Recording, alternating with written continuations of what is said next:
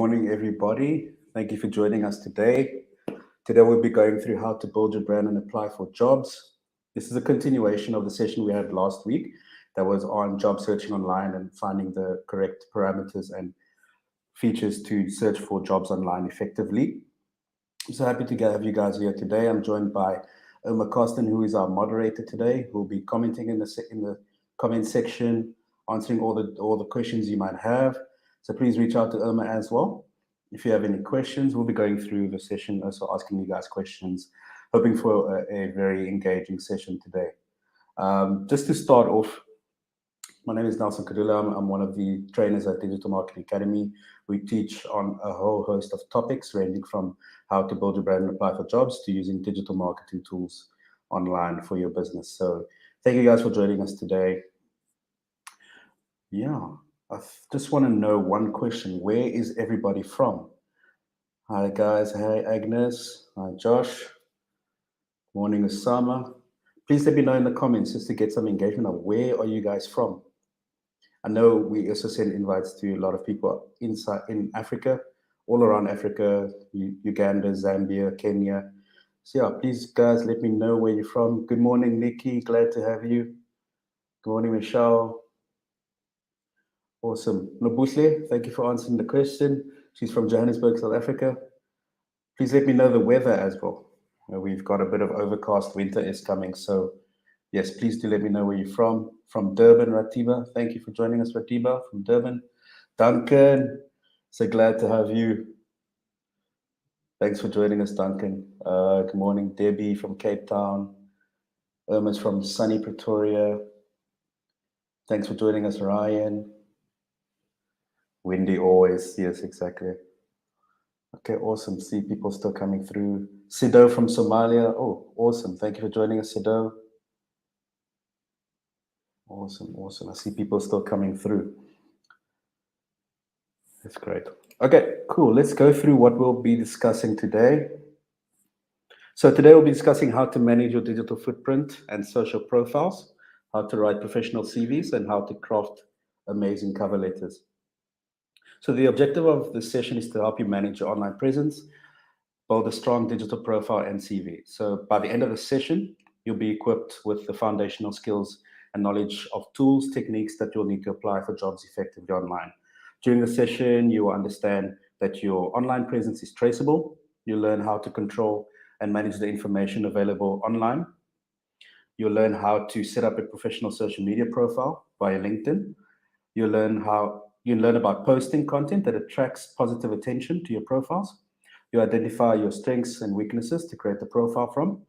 You'll use word processing software to construct CVs, Google Docs, using templates, replacing words in template, using bullet points, and downloading as a document. So I'll go through that as well with a few of you as well. You'll be able to save digital documents to the cloud. You'll be able to attach the digital document to an email or application, upload the CV to a job searching platform, and develop an early structure and content plan for your cover letter. So those are the topics and the agenda for today's class. See people still coming through.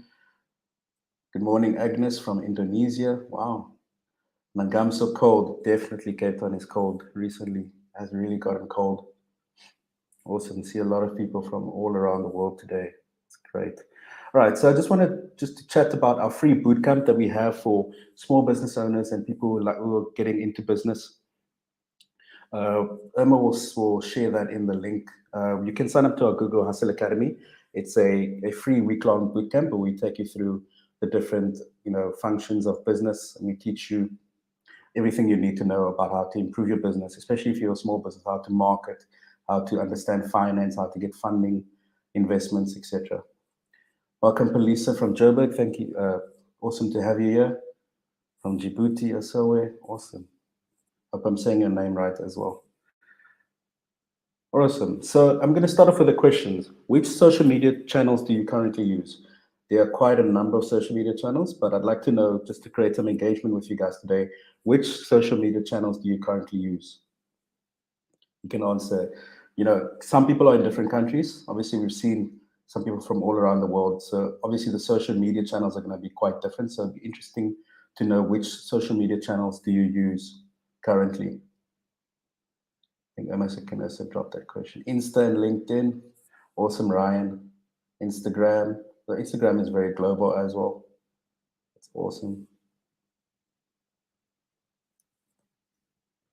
Awesome, guys. Please let me know which social media channels do you currently use at this time. Awesome. Debbie uses Facebook and Instagram. Nangamso uses all four. Wow. Joseph Timbo, Facebook and Instagram. Yeah. Awesome. Let's move on to the next section where we discuss how to manage your digital footprint and social profiles. Awesome. Janet just uses LinkedIn. Melissa uses all four. TikTok as well. TikTok is growing. Sinazo uses TikTok. Almost all social channels. Nice, Rakiba. Okay.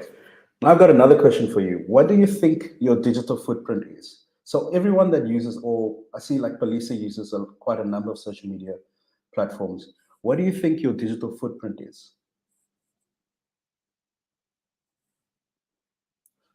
Nomta uses Facebook, Instagram, and WhatsApp. All of them. Michelle is addicted to all of them. What do you think your digital footprint is when you use all of these platforms? What do you think you leave behind? What exactly comes to mind when I say digital footprint? What does that mean to you? Information I put out about myself. Thanks, Nangamso. I think Sido is still answering the question. He uses Instagram, LinkedIn, and YouTube. Awesome. Awesome. Just wanted to let you know as well, there's a bit of a 10-second delay. So I'm going to just garner on these questions just a bit longer so that I can also get some answers in. Nangamso, again, my virtual self. Ryan, awesome information about yourself. Everything we do on the internet. Great. See some answers coming in. Only the good point of my daily life. Nice one, Agnes. That's more Instagram side. Traces of all you've been doing online and on the internet. Mojabeng. Nice. Awesome. Let's go and discuss this a bit more. Your digital footprint is all the stuff you leave behind as you use the internet. So comments on social media, Skype calls, the apps you use, the different emails you send. It's part of your online history and can potentially be seen by other people or tracked in a database. So every day, whether we want to or not, most of us contribute to a growing portrait of who we are online. A portrait that is probably more public than we assume. This portrait helps employers look into your background and helps advertisers track your movements across multiple websites. Whatever you do online, you must be leaving digital footprints behind. So just know wherever you sign up, whatever app you use, whatever email you send, whatever live event you attend, your digital footprint is being tracked. See, Sinazo is commenting our interests, what you may be known for. Thanks, Duncan. Yeah, definitely. There are various ways we leave digital footprints. So one of the ways is using social media, likes, retweets, Facebook comments, even the private comments, leave a record. So make sure you know what the default privacy settings they are for social media accounts and keep an eye on them. Sites often introduce new policies. You always see new policies that Facebook is introducing every year. It's a new policy, sign here, and they just make you sign up. So these are examples of some of the policies. They may rely on you just clicking OK to whatever their terms are, and you don't really read them. Some of them are just saying, yes, we can use your data, and you don't really read what those privacy policies are, but you just click accept, and then you get an ad, and you're like, oh, how did this get to me? There's different ways as well. So using mobile phones, tablets, or computers. So some apps and websites will build a list of different devices you have used to visit those sites. They track information about your website use habits and your login details as well. Online shopping. So retailers and product review sites often leave cookies. Have you seen cookies before on your system, which can track your movement from site to site? This allows for targeted advertisements that can show you products you've been recently reading or about or looking online. So who's actually, search for something on one site and it just follows you everywhere? So that's a cookie. So that's picking up your data and what you've done on a site that, I'd go to, buying a phone, and then I'd go to a sports site, and then I'll see the different catalogs of the phone site that I was on. And I was like, whoa, how did this get here? So that's cookie tracking your data. So that's another example of how you leave digital footprints. So no matter what you do online, it's important that you know that you know what kind of trail you're leaving behind and what the possible effects can be of that as well. So awesome, Glenn, a unique set of coordinates of traceable digital activities. Great. So what comes up when you search your name on a search engine? This is a really interesting question. Um, my boss always says that you always need to get the domain of your name. So whenever you're online, try to buy the domain of your name. So if your name is Mbali Languza, type in and get that website name Mbali Languza, because people will buy it and somehow sell it to you. So it's also a sneaky way people use to make money. But especially when you're trying to build a personal brand, try to get your name, try to get a website or just the website link of your name so you can build. Nice. Thanks, Dylan, for your comment. That's our boss thing. Awesome. So try what comes up when you search your name on a search engine. Does it show your social profiles?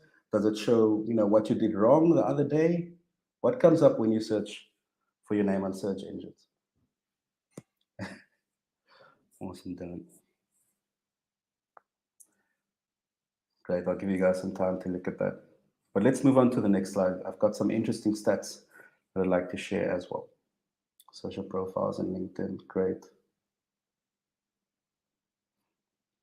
Your personal brand, Duncan. Awesome. Glad to see Duncan here as well. Social media profiles.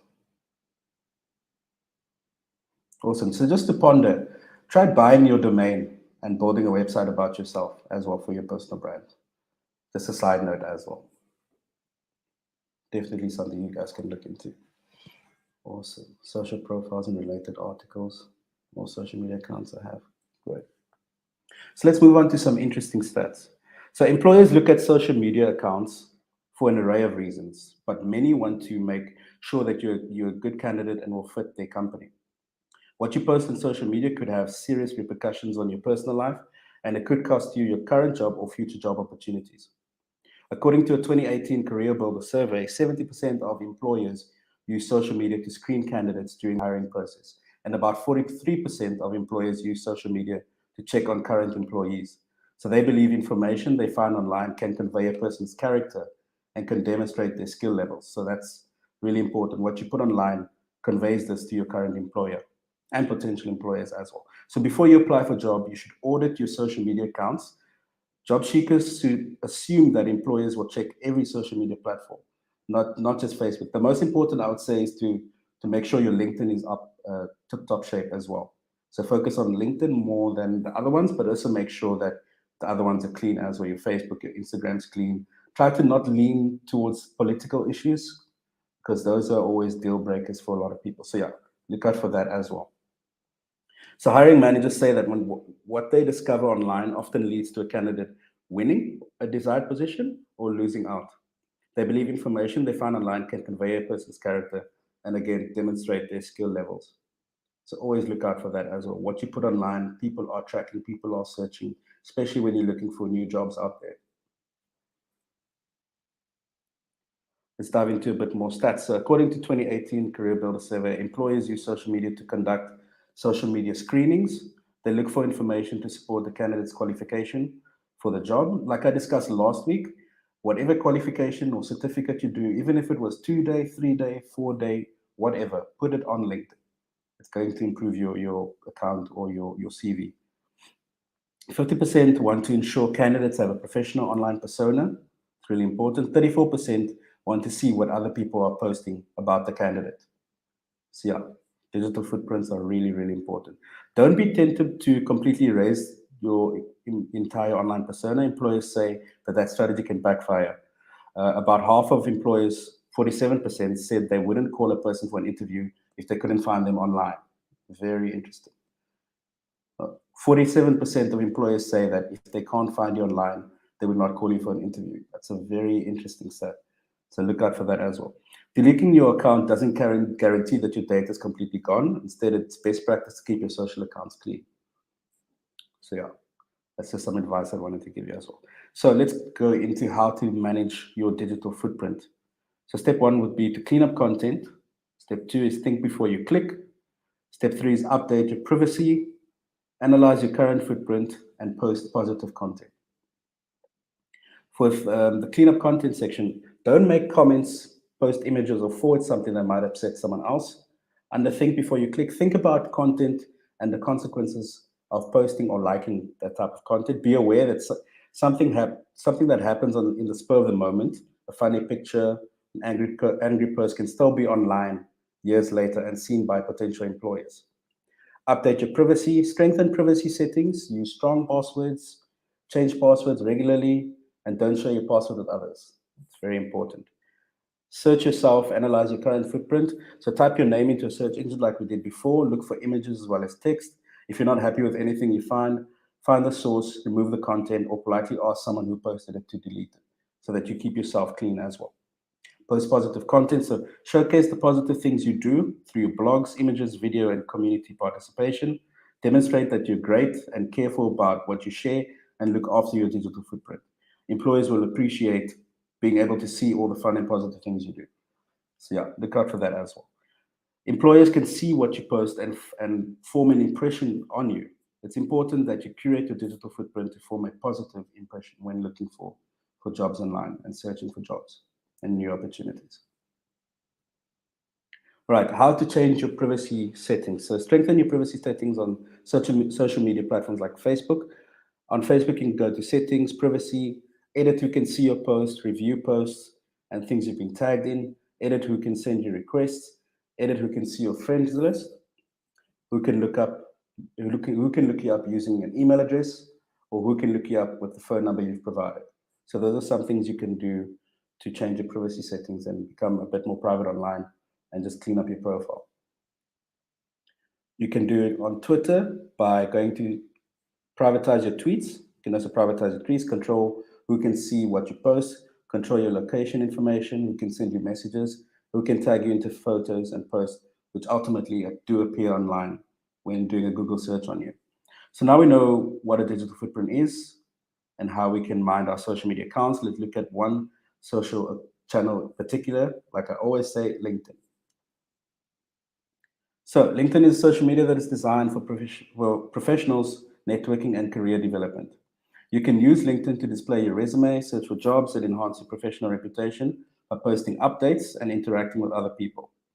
LinkedIn is quite similar to Facebook, and it's based on principles like connecting, posting updates, and sharing and liking content online. Just a quick overview of LinkedIn. So there are some platforms hiring managers are most likely to check, which is LinkedIn. Think of LinkedIn as your supporting CV. Most employers view LinkedIn as a source for legitimacy, and others use social media sites like Facebook, Twitter, and Instagram just to see a bit more about your personality. So you can add your experience, you can network in a professional context, and you can share content that's relevant to what you do professionally. I know, when you do search for jobs, a lot of the recruitment managers, you can see who's viewed your profile are hiring managers or COOs or whoever is in, upper management of that company that you've applied for. You can see that they've looked at your profile. So why not update that profile, make it clean, add all of your qualifications, keep it all up to date as much as possible, especially when you're in the process of looking for a new job. Great, let's move on to the next section. So there are a few key features of LinkedIn profile that you should follow.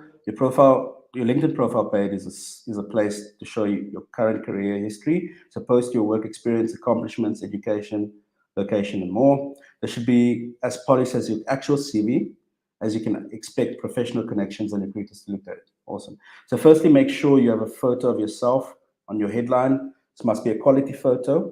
It's the first thing people see when they visit your profile. Make sure your face is visible so that employers can identify you. Keep the post simple and look friendly. Avoid distracting backgrounds. Probably need to take this advice as well. Your summary is the text below your profile picture. Include your previous roles and titles there. Your about section is a chance for you to draw people in with a strong first impression. So make sure to highlight your key experiences and achievements in there.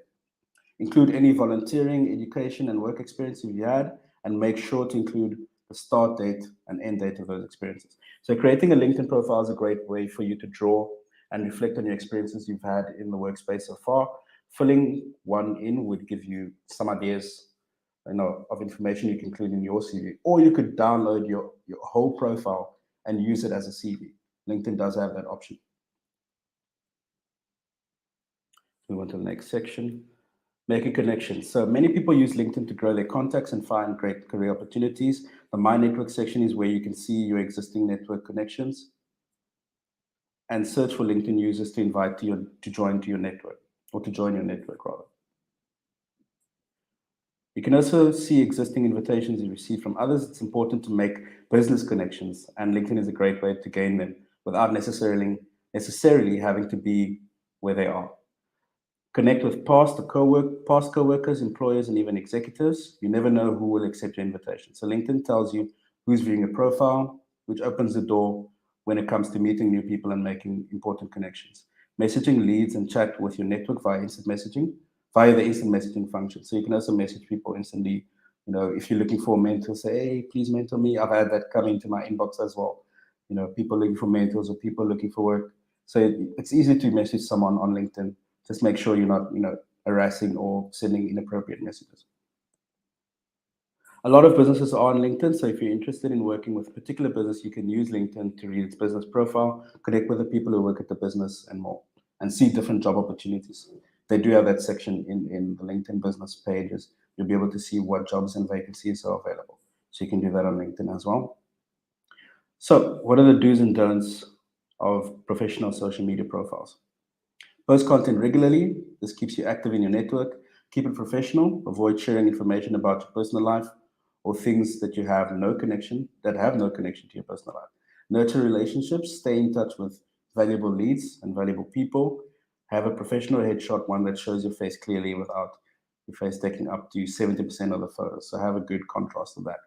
Don't send spam messages to people, criticize others, be negative, post personal content, or send unnecessary messages to people because they viewed your profile. A lot of that happens as well.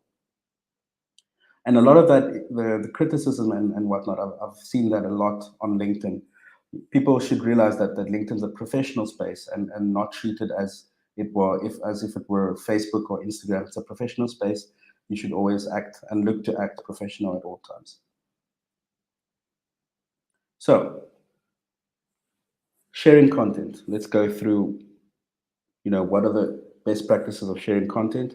So what your post matters, whether LinkedIn, Facebook, or any other social media, people see what you post.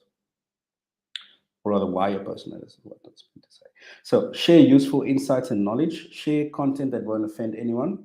Use relevant hashtags, especially on LinkedIn. Hashtags indicate what your post is about and make it discoverable. So this is great for reaching out to like-minded people and audiences and helps with networking as well. Make your post visual. So post images or videos to draw more people in. These visuals bring your post to life.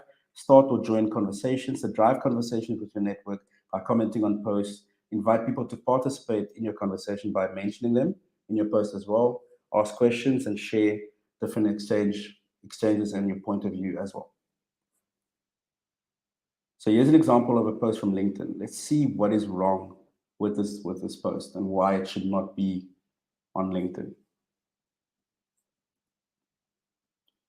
Thanks, Cynthia. Have a look at the current post and let me know what you think is wrong with this post. I see Irma's also answered the question from Andre. Awesome. Yeah, you could use MailChimp to buy a domain, or you could look at Ignilo to register and buy your domain. So let's analyze what is wrong with this post. I can see two things already.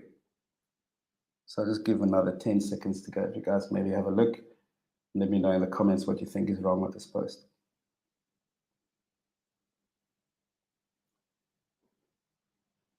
Awesome. Thanks, Irma.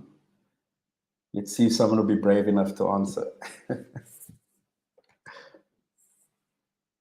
see. Okay, great. It's going to go ahead.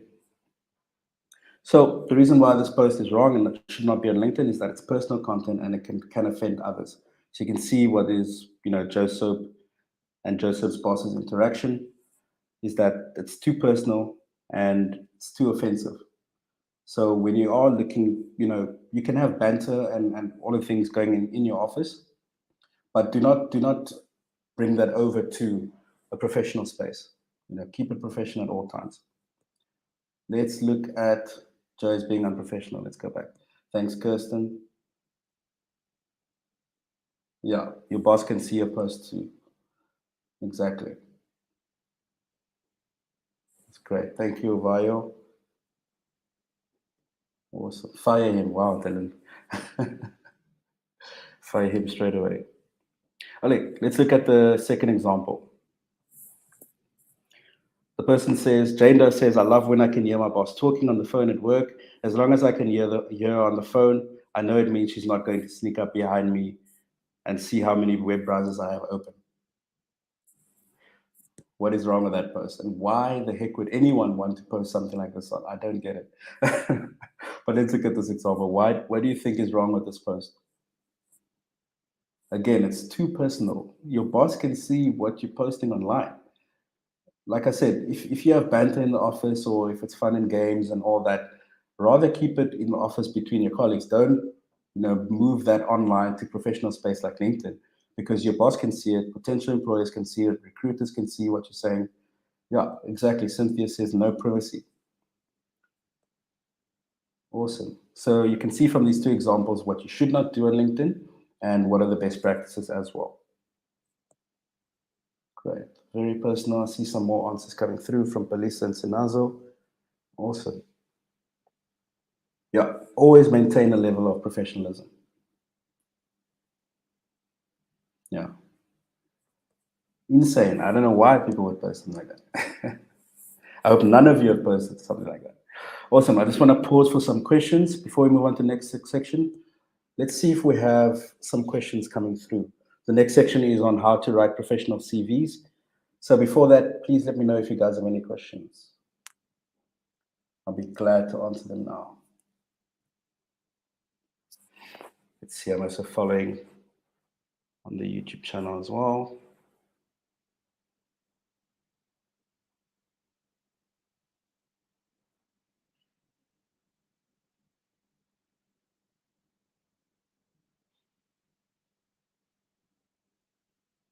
Great.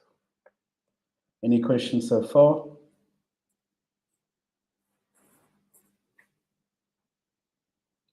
Okay, great. I think we can move on to the next section. Thank you to Janine as well, showcasing disrespect to his boss, total disregard. Yeah. Why would you post something like that, first of all? See some questions coming in from Andre. How to separate your online personal presence and a professional presence? So I think use the social media platform for what it is. So if you're on Instagram and you're pushing your personal brand, use Instagram for what it's known for. So Instagram is known for pushing products, being a bit more, like my boss always says, showcasing your personality. So use Instagram to do that. Fix the platform for what it is. So Facebook is family orientated. It's very informative. Well, not really. It's informal rather. You can use it to showcase your services, business, whatever. But my main answer to that, Andre, is to use the platform for what it is. Don't use LinkedIn like you'd use Instagram. Don't use Facebook like you'd use Twitter. So use the platform for what it is for, or what it's what are the outcomes that you're looking for. So, and the weight, yeah. Let's see.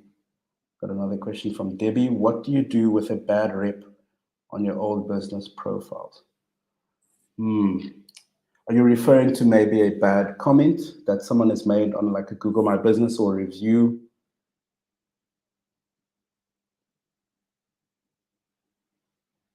So with that, you can maybe reach out to that person and see if you can,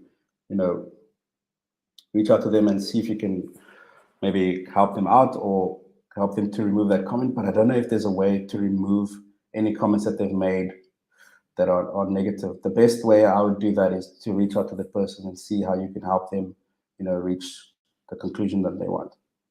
Other than that, so Glenn Klomatsane, oh, he's answering the question.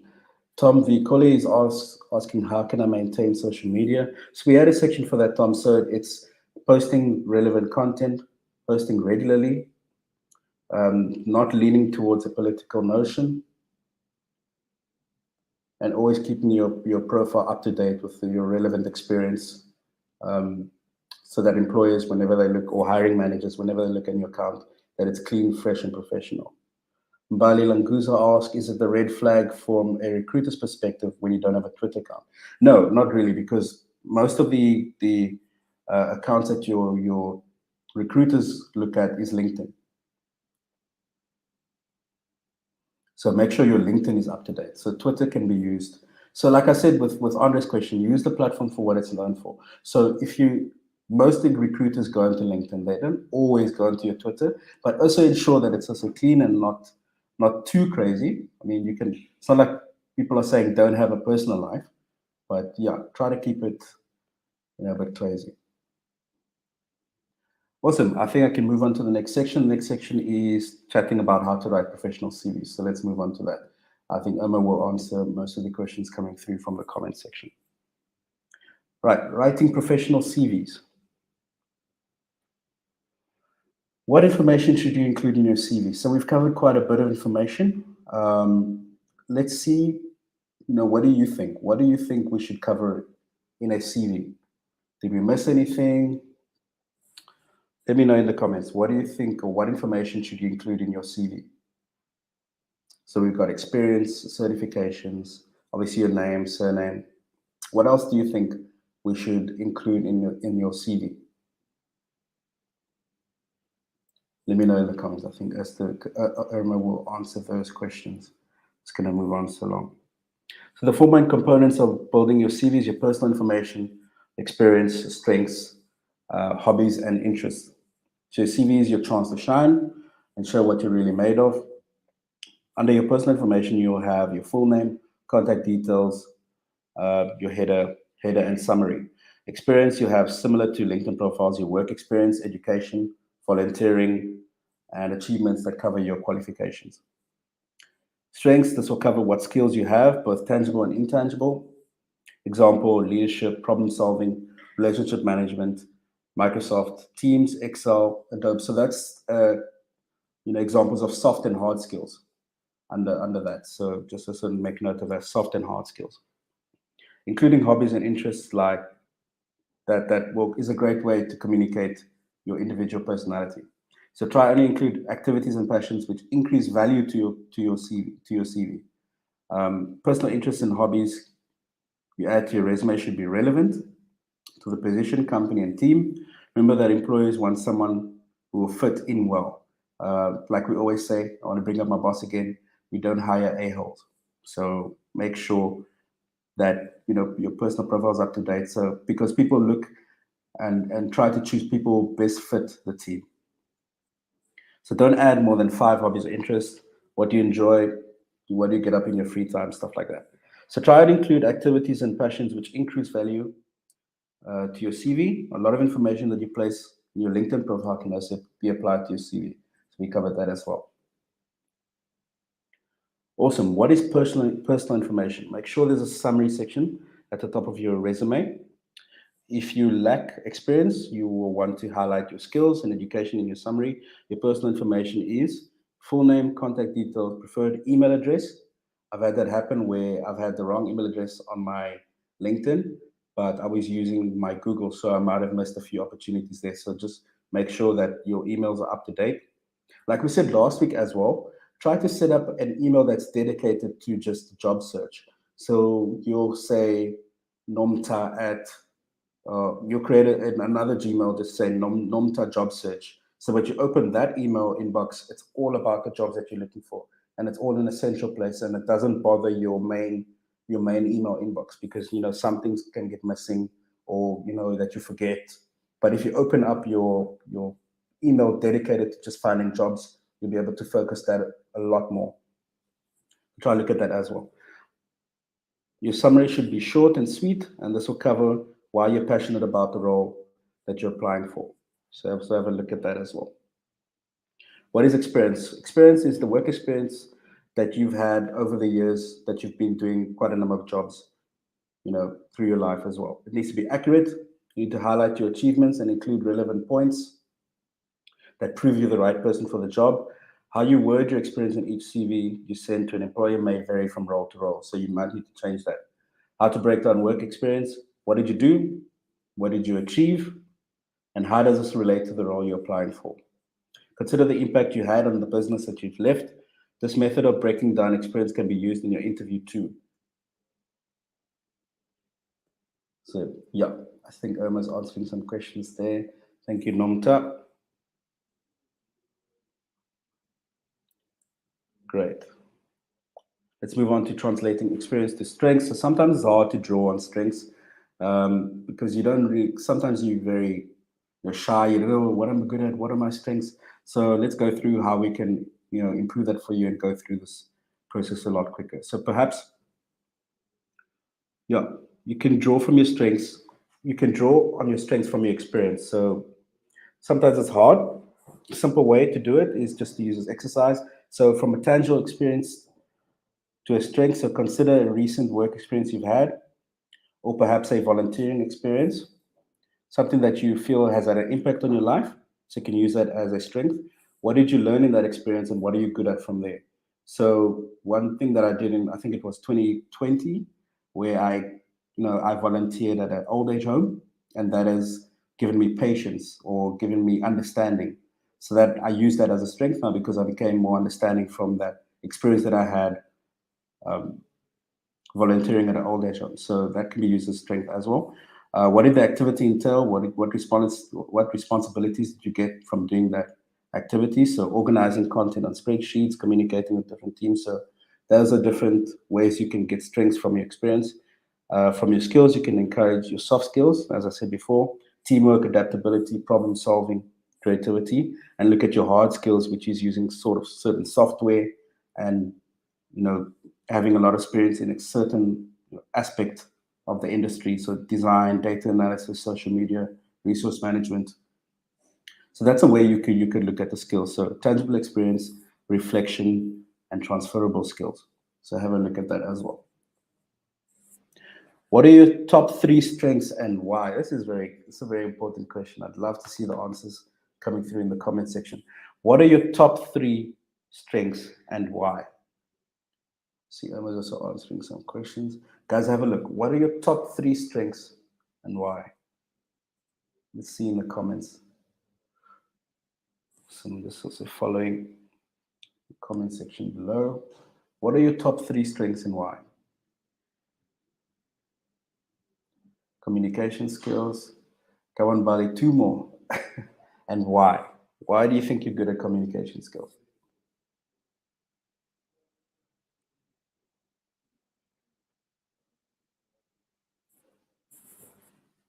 So Simbali is the only one that's commented. Relationship building. Top three, guys. Top three. Awesome. Ratiba, leadership, communication, and teamwork. Why? Why do you think, or how did you garner those skills? Do you garner that from your experience, your job experience, or is that just a personality trait?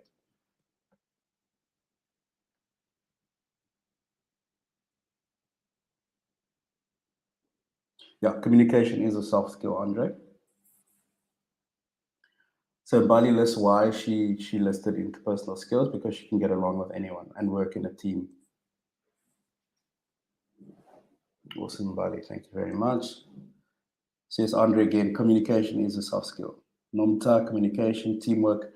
I don't see a lot of hard skills. Um, Leadership, I've worked and trained with young people and taught. Yes, awesome. Tenacious, analytical, and stubborn. Awesome, that's funny. Guys, don't be afraid to throw some hard skills as well. What are you good at in terms of a design? I can use Adobe. I can do data analysis. See, Ryan's also thrown in something there. Adaptability. I've experienced it. Yes, awesome. Leadership. Awesome. So yeah, we've seen some good justification, some good comments on as to why people believe they have those skills, and that's also giving you an opportunity to train your mind and think back as to why do I think I have leadership skills? That's because I've worked in, yeah. So it's a good experience for you guys to have as well. So Agnes, communication, I can speak three different languages. Awesome. Does that translate, Agnes, to your job that you're currently doing? Debbie, credit analyst, company assessment, financial. Awesome. Some hard skills coming through there. Photography, Baratiba. So a hard skill is something not anyone can do. Just to give you an idea of what a hard skill is. I can't, like Ratiba is good at photography. I can't just pick up a camera and start taking pictures of people. I don't know, what the lens looks like. I don't know how to adjust the lens. I don't know about the lighting. You know, a hard skill is something not everyone can just pick up and do straight away. Don't be afraid to throw that in there. So let's move on to creating a CV with Google Docs. So writing a CV can be daunting. Let's go through how Google Docs can help you alleviate that process. So Google Docs offers CV templates to help you guide and define your experiences into digestible bytes. You can add your personal information again, experience, strengths, hobbies, and interests. So breaking down your CVs into section of information makes it easy to update with Google Docs. This means you can apply for jobs easier and faster as well. So people are still adding some comments. Awesome. I'll read them just now. You can create a CV on Google Docs with these steps. So go to Google Docs, select resume template, enter information, and you can save it as a PDF. So make sure to keep a copy of the template, as each application you send may need to vary each time. So just keep in mind that. So using the Google Docs to create a CV on mobile, select a template, edit the content, save and export as PDF. So this can also be done on mobile, nice and easy. All right, let's pause for some. I'm just going to answer some questions quickly. And if you guys have any more questions, let me know. Let's see. So someone said, tough to put down a hard skill from Ryan. I think product development, production management, project management. Yeah, that's definitely hard skills, because someone can't just pick it up and say, I'm a product manager straight away, or I'm efficient at project management. They can't just suck those skills. This is learned skills that you, Ryan, have done over the years and have studied and have learned. So thanks, Duncan. Duncan says web development, always been interested in it and have been playing around with random website builds. So yeah, again, I can't just say I'm a web developer out of nowhere. It takes some time. I can't list web development as a hard skill for myself, because I'm not efficient in that. So yeah, anything that you're efficient at that no one else can do is a hard skill. And it's interesting to see the different skills that people have listed. Kirsten is research, so experience from university writing. She loves writing and reading from a young age. Proofreading, so yeah, exactly. Proofreading takes, you need a very good hold on vocabulary, sentence structure, the English language. You need to really be proficient in that. So I can't just say I'm a researcher straight away. I need to be proficient at some sort of, higher level to say that I've got this hard skill. Agnes says the soft skills of communication helps her because she works with foreigners in the country, and it pushes her to learn other languages. Awesome. Having skills that translate to your current job definitely helps your current employer, because it's really doesn't make sense if you have coding skills and you're working, in a restaurant. You're a coder. You need to be coding and using different platforms to make people's lives easier. Awesome. CV design can color put off recruiters. Ooh, I think Irma's going to answer that one. Exactly, Sido. Awesome. Bali, what's better between Google Docs and a Canvas CV? Google Docs makes it easier to design, to put things together and just save it as a PDF straight away. But Canva is not as bad as well. Google Docs give you an easier functionality on mobile, and both are, as Emma says, both are equally effective. Awesome. Let's move on to crafting cover letters. So, what do we use a cover letter for? What are cover letters used for? See some more questions coming in there quickly. I think Emma will answer that. But what do we use cover letters for? I know some people have just seen cover letters now. What is a cover letter? I'm not too sure. What do we use cover letters for?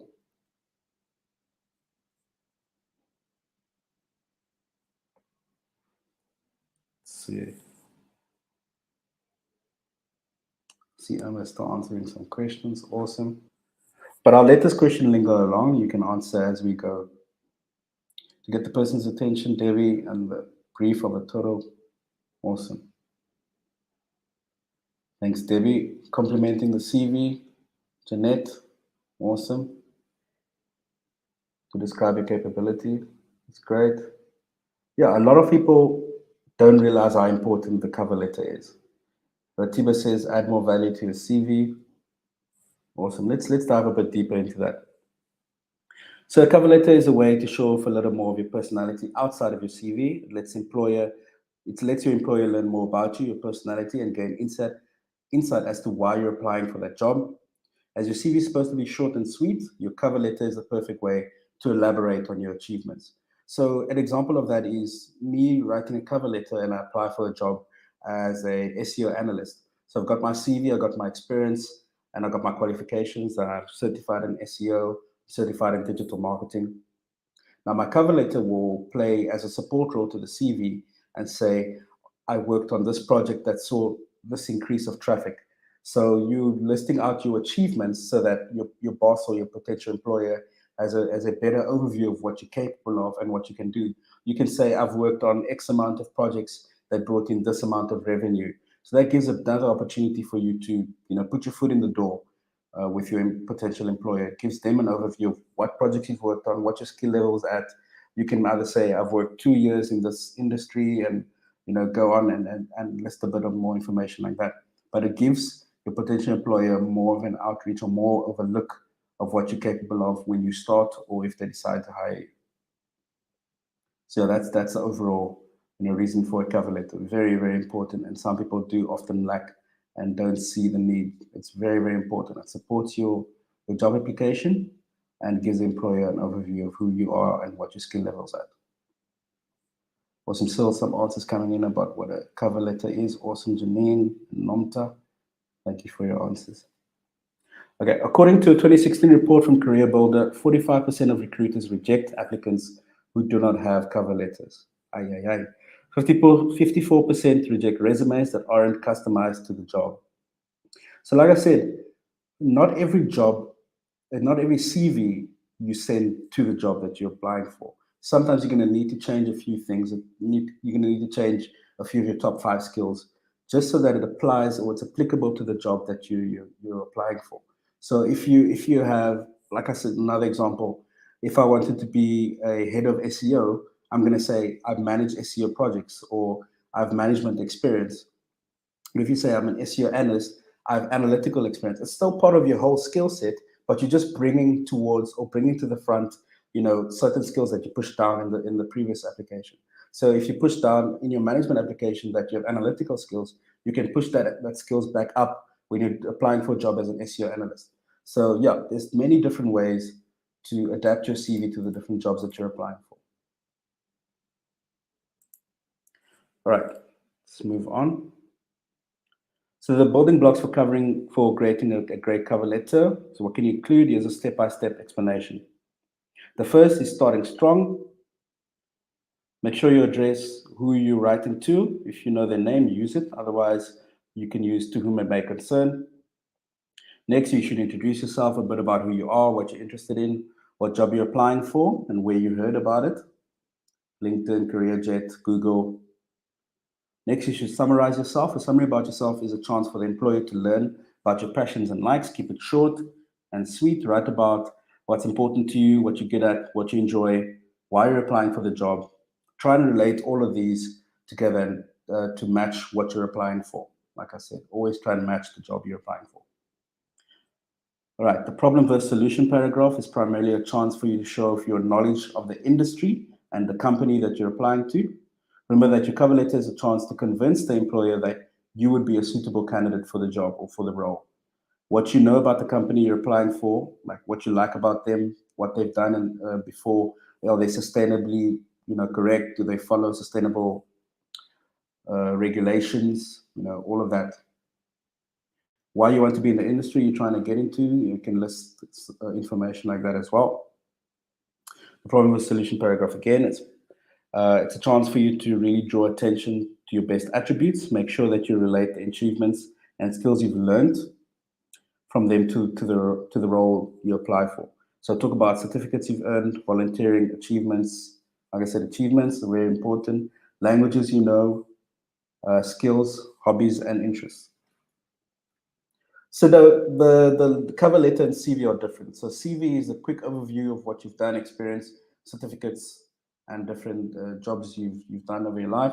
Cover letter is specific to the job you're applying for. It's telling that employer what you've done, in the job or in the industry that has been successful, or what your interests are. And it's tailored for that position you're applying for. So you can have multiple cover letters depending on the different jobs. So there's different jobs like digital marketing analyst, digital marketer, head of marketing. You can have 3 different cover letters for those 3 different jobs. Just as you can have 3 different CVs for those 3 different jobs, just pushing up skills and pushing up, achievements and certificates, a bit higher, a bit lower, depending on the different job you're applying for. So a good sign off is how you end up for your cover letter. Express that you're keen to hear from them.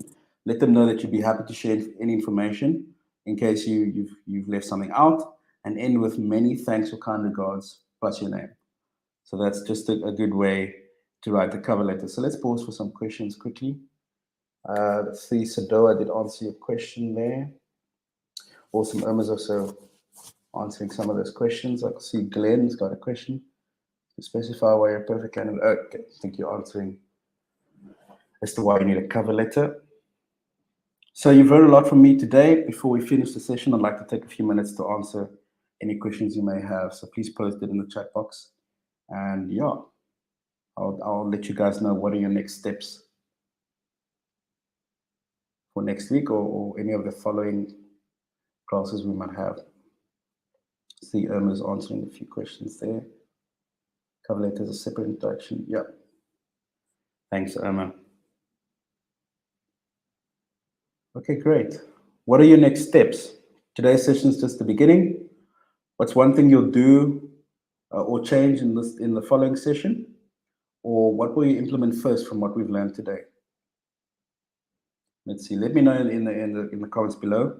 What's one thing you'll do or change following the session? And what's one thing you'll implement first? Will you update your CV? Will you look at your digital footprint? Very important. What are you going to do first? Let us know. All right. As I said in the start of the session, we've got a free digital bootcamp for small business owners that are looking to scale. Feel free to sign up at the Google Hustle Academy. I'm just going to list that in the comments. Feel free to sign up there. And another important thing, please, people are looking for certificates. Please fill in the form that Irma is going to share now, that I can get the certificates done for you as well. For those who have attended, please fill in the certificate form. It's very important so that I can get the certificates out to you. It's one thing that we need to just get updated. So I can send you guys your certificates, and for attending the class today, please fill in the form. I think Irma's going to share it now. Awesome. Please complete all your details to receive your DMA certificate.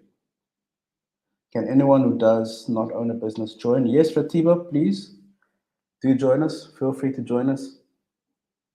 Thank you, Agnes. Okay, you can also find us on all social media platforms. You can find us at Twitter at Digital Skills AF, Facebook Digital Skills for Africa, and Instagram Digital Skills for Africa as well. Sinazo says she'll work on a digital footprint, then work on a CV and update her LinkedIn. That's great, awesome steps that I see there. Yeah, Irma's also listing some places you can follow us: Twitter, Facebook, Instagram. And yeah, please fill in the certificate form so I can get you a certificate. Please do that. All right. Thank you guys so much for joining the session today. The certificate form is still there. Please feel free to fill that in. I know I'm banging on about that, but please do fill that in so I can get you your certificates. Thank you guys so much for joining our session today. I really appreciate it. Today was very, very informative. Lots of engagement. So thank you so much for joining the session today, guys. Awesome.